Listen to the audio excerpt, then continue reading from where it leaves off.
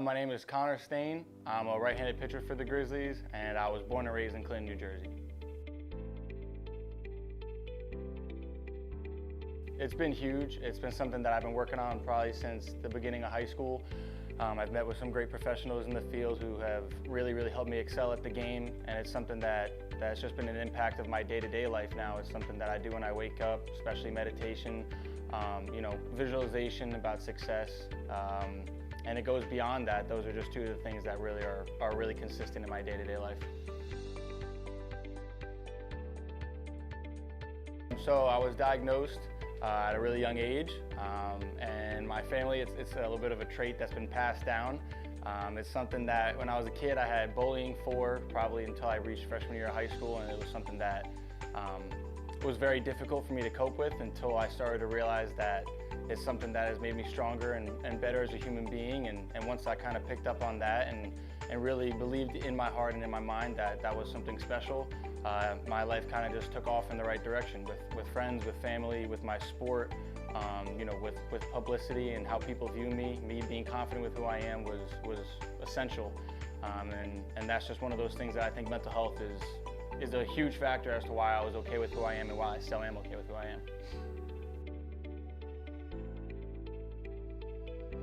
I mean, the way that I really handle it is I'm always in touch with people who are very well versed and have a lot of knowledge in that field. So when I was at UCF, I met this man named Dr. Bandler.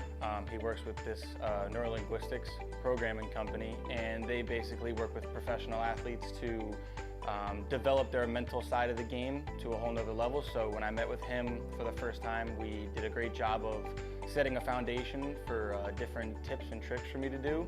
And since then, we've kept in touch very frequently. And because of that, there's been a lot of the tips and tricks he showed me that have been a part of my daily schedule. It's a part of how I attack the game when I'm on the field, when I'm on the bench waiting for the next inning to come around. He's just been a crucial factor in how I've been able to be comfortable and understand the mental game more than most do.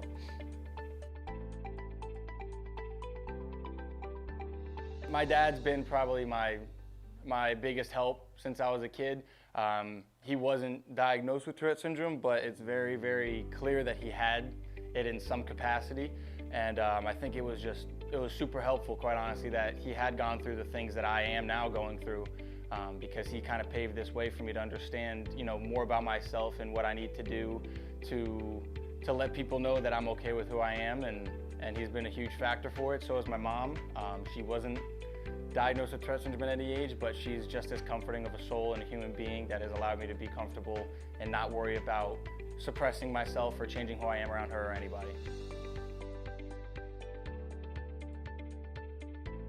I mean, the biggest aspect of it all is it's just a game. No matter what you're playing, baseball, football, any sport, if you play an instrument, if you're just in a 9-to-5 job, it's all the same. You just got to be able to enjoy it. And if you can enjoy it, it's going to take away a lot of that unnecessary stress that we all live with and we all sometimes let creep up. And that's really the biggest part. But aside from that, if you can slow things down and understand that you're here for a reason, whatever that job is, whatever position you are, you're here for a reason. People see you as a positive force. Then you just got to go out there and do what you love. There's nothing more to it. As long as you're confident with your abilities, you're going to be able to succeed at any level. Yeah, there's been a couple. I mean, it's easy to let doubt creep in. Everybody has it. The biggest part is you just have to realize that those aren't your thoughts. That's just the way the mind works. You guys got to throw them away. And for me, I've had trouble with that before, where I let those intrusive thoughts creep in, and then I start to believe that they're my reality, and it can become really tough. It makes life really hard at times. It puts you in a dark spot, but the best part about it all is there's always light at the end of the tunnel. And if you can keep clawing out of those deep dark spots and really focus on bettering yourself day to day, that light's going to get closer and closer until you're kind of out of that dark space and into the good side of things.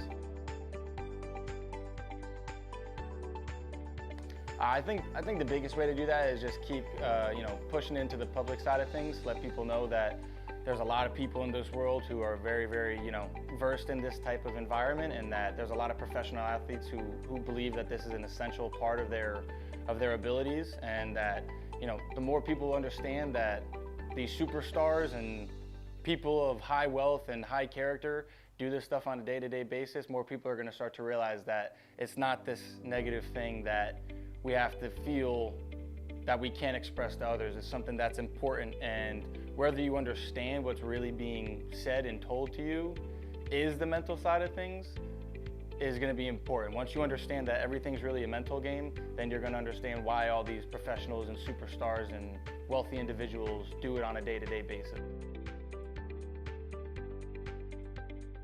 I'll tell them that you should be open to anything. You should be open to all kinds of it. Whether it's from, part of your community or outside of your community, you should definitely be open to all the opportunities. There's a bunch of great people out there who have a great, vast amount of knowledge about this stuff. And there's going to be a lot of different tips and tricks. They're not all going to be the same, and it's just like anything else. It's not going to work the same for everybody. You're going to have to find what's best for you, and that's going to take some trial and error. But that's the best part about it, because there's no one way that it has to be done. So once you find that perfect little thing for you and it helps you in more ways than one, then I think you're going to be able to understand how impactful it is and why you should continue to do it. But thank you so much for listening. As most of you might know, May is Mental Health Awareness Month. And if you or anybody you know is experiencing any type of mental health that they might need any care for, please call the number 988.